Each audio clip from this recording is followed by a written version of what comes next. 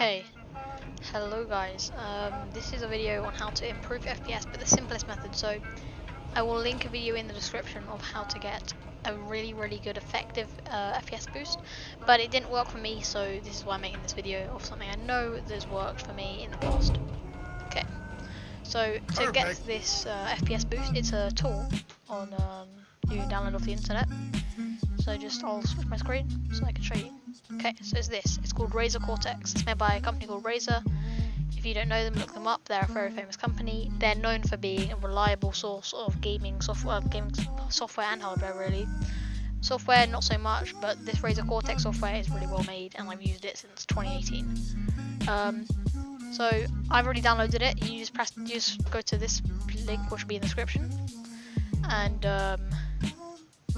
click download now, and when you've finished setting up, I'll be back with you then. Okay, see you then. Okay, so once you've downloaded Razer Cortex, it may not come up on your screen straight away. I think I have an update for it. I haven't used it in a while. Of course, I already have this software. I've been using it 2 years. So this is my old account. I've had it for multiple years now. Just log into this. Okay, and we'll go here. FPS, Game Booster. We're going to go to Game Booster.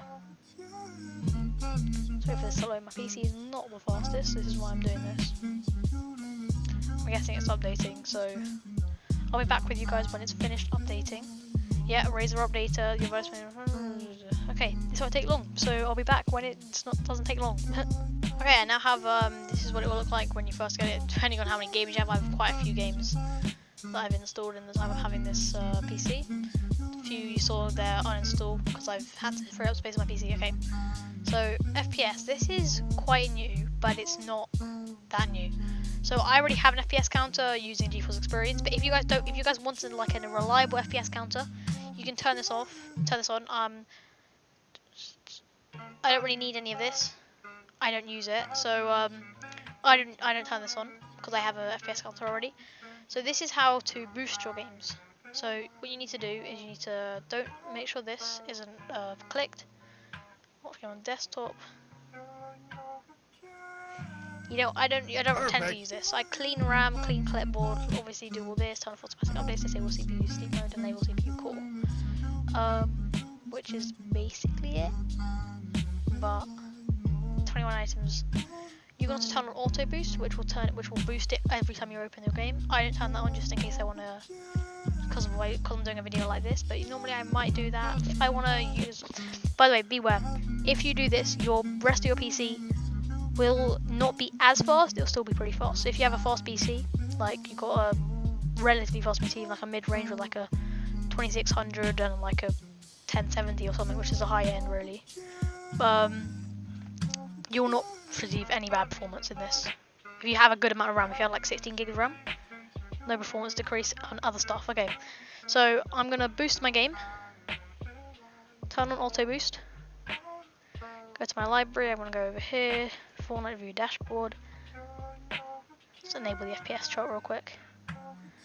Okay. Go to my library. Let's just view my FPS thing. Okay. So you can see here, I used to play around 120 quite a lot. Average run of 3, minimum 0. So I got giant frame drops though. Look at these frame drops. This is a 1 hour playtime in the 1st of 19th of January. The 1650, which is the graphics card I'm using now, and a 2600. So this is the PC I was using then. I did use a 1050 for a long time, so I was not pulling these frames. So, but this is a way of pulling some good frames. This is without the boost. So we'll start the game using a thing, and then look at the bottom around here. It's boosting your thing, or releasing it really. Just on this, like, so you know, like RAM. Okay, imagine it like a dog. So a dog is trapped in a cage, yeah. So this is basically what it does, is it frees the dog out the cage so it can run freely. So your dog is your CPU. So I'll see you when I get back in the game.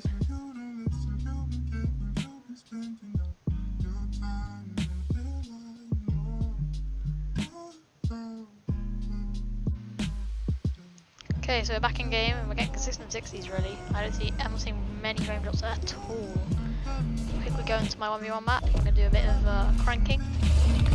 Obviously there's going to be a frame drop when you jump in a map, but really when I move around looking at barriers which are quite hard to render, we're getting no more than 1 FPS drops, which is way better than what I was getting before, which was like 15 FPS drops. Let's start the game and we'll do a bit of cranking just to prove to you guys that this works. Obviously when every time you start a game and soft loads in, it will obviously go with FPS, but I'm not seeing any stutters. Oh, it feels very smooth, as usual. With Razer Cortex, which is a good software. Obviously not the best at Fortnite, but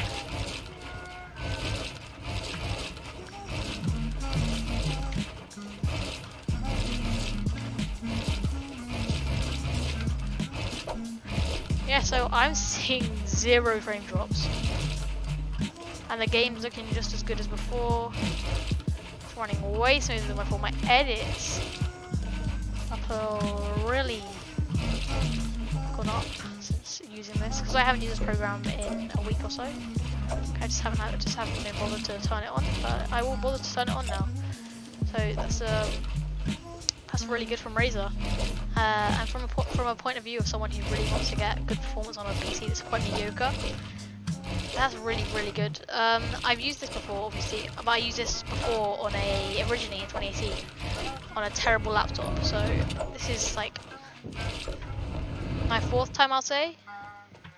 4th month, I mean, using it on this PC. Apart from in January when I used to use it consistently to just record videos. I would say if you're on to record videos, I wouldn't use it, but most of you who are looking for an FPS boost are looking for it on a high end PC. So if this is on a low end PC, it will definitely give you an extra boost of like maybe 5 FPS, 10 FPS. And before I'm dropping to drop when I render stuff, so we're gonna go here. We're gonna quickly go to settings. We're gonna put that 144. Let's see if we can get 144. I can never get 120 frames. My menu always freezes. Oh, we're running on VSync, aren't we? So let's just turn VSync on quickly. I play pretty bad settings because my PC is, as I said, mediocre, but I've always played these settings.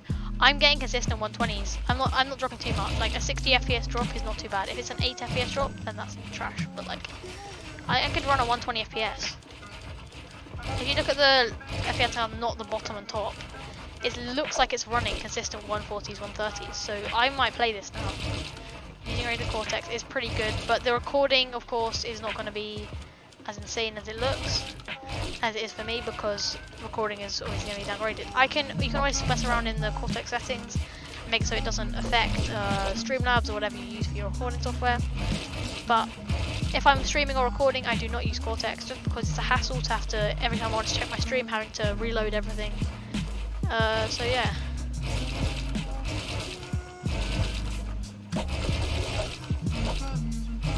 Thank you guys for watching. I hope this video really helped you, and I know it really helped me when I watched this sort of video about 3 years ago. I can tell you now, Razer Cortex has really improved. The software's got really good now, and it's being updated quite regularly. So thank you for watching. This FPS boost has like really boosted my FPS. I've gone from like 50 FPS to like non-drop 120s, I think, or maybe we could go non-drop 75s if they add that. But thank you guys for watching. This has been an amazing tutorial in my opinion. Like, I think this will help millions of people if they see it. So make sure to share it with your friends if you think they could benefit off this. You could work something out with this on mobile, because it does work on mobile. There's a Razer Cortex app on mobile. Let me just show you guys that. Let me just bring that up for you guys.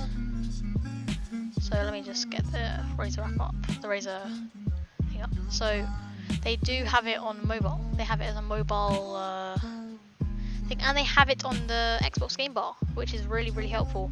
So you can get this on your phone, so which will really help. You can boost games on your phone. So obviously Fortnite's not going to be on mobile anymore.